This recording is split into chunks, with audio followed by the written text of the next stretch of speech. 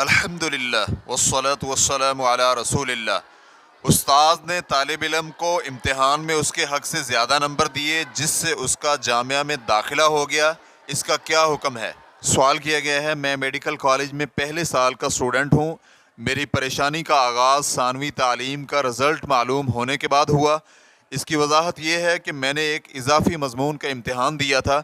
امتحان کے بعد مجھے پتہ چلا کہ میں نے 2 سوال غلط حل کیے ہیں، لیکن نتیجہ دیکھ کر میں حیران رہ گیا کہ اس مضمون میں میرے حاصل کردہ نمبر پورے ہیں اور اس مضمون کے نمبروں کی وجہ سے طبیہ کالج میں داخلے کے لیے میرے مطلوبہ نمبر پورے ہو گئے۔ میں نے یہ پریشانی اپنی والدہ کو بتائی کہ مجھے ڈر ہے کہ ان اضافی نمبروں سے کالج میں داخل ہونے کی وجہ سے اللہ رب العزت ناراض نہ ہو جائے، لیکن وہ کہتی ہیں کہ اللہ کو منظور ہی یہ تھا کہ تمہیں اتنے نمبر ملیں۔ میں بات کے طویل ہونے پر معذرت خواہ ہوں، لیکن آپ کی اجازت سے کچھ مزید اہم تفصیل اپنی گفتگو میں شامل کرنا چاہتا ہوں۔ طبیہ کالج میں ان دنوں داخلے کے لیے 406.5 نمبر حاصل کرنا شرط تھی اور میرے نمبر اس مضمون کی وجہ سے 403 سے بڑھ کر 410 میں سے 408 ہو گئے تھے۔ یہ بھی معلوم رہے کہ میں یقین سے نہیں کہہ سکتا کہ غلطی کی وجہ سے کتنے نمبر کاٹے جانے چاہیے تھے۔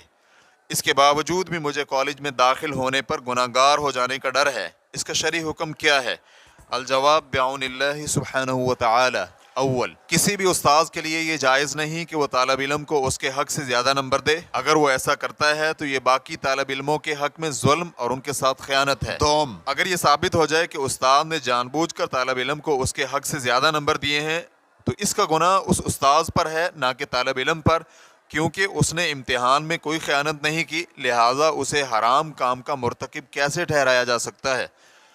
اسی طرح کے ایک سوال شیخ ابن عثیمین رحمہ اللہ سے بھی کیا گیا تھا کہ ایک طالب علم کمرہ امتحان میں پرچہ حل کر رہا ہے، اس کا کسی قسم کی خیانت کا ارادہ نہیں ہے، لیکن اس نے ایک شخص کو سنا جو اپنے ساتھی کو سوال کا جواب بتلا رہا تھا اور جواب بھی بالکل درست تھا۔ کیا اس کے لیے جائز ہے کہ وہ اس جواب کو اپنی جوابی شیٹ پر لکھے؟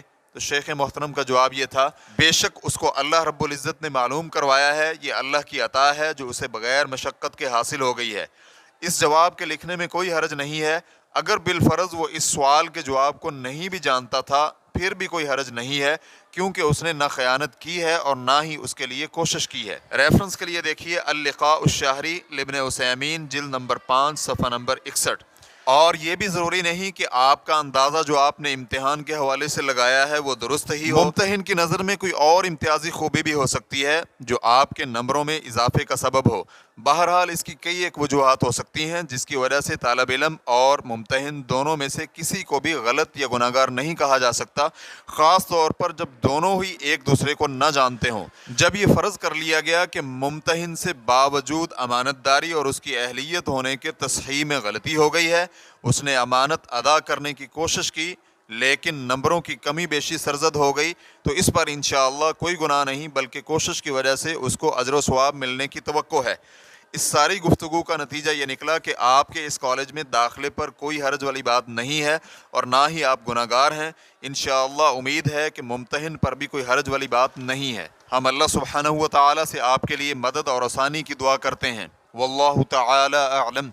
اسلام کیو اے ریکارڈنگز، مؤسسۃ الشیخ محمد صالح المنجد، المملکۃ العربیۃ السعودیہ، فتویٰ نمبر 200876۔ والسلام علیکم ورحمۃ اللہ وبرکاتہ۔